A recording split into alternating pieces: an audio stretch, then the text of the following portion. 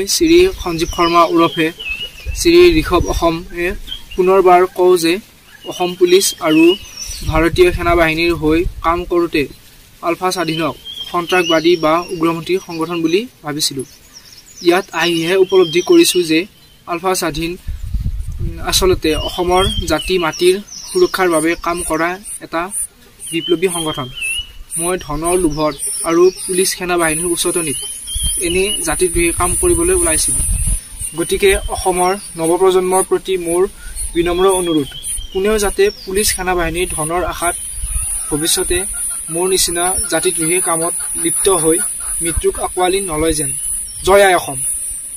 মই শ্ৰী ধনজিৎ দাস ওৰফে ৰূপক অসমে অসম পুলিচৰ প্ৰলোচনাত আৰু ধনৰ লালসাত আলফা স্বাধীনত যোগদান কৰিছিলোঁ।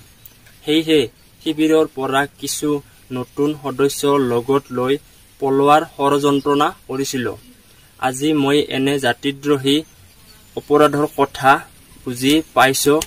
গতিকে অসমৰ নৱপ্ৰজন্মৰ প্ৰতি মোৰ কাতৰ অনুৰোধ, কোনেও যাতে ধনৰ আশাত আৰু পুলিচৰ প্ৰলোচনাত জাতিদ্ৰোহী ষড়যন্ত্ৰ লিপ্ত হৈ ভৱিষ্যতে মোৰ নিচিনা মৃত্যুক আঁকোৱালি নলয়।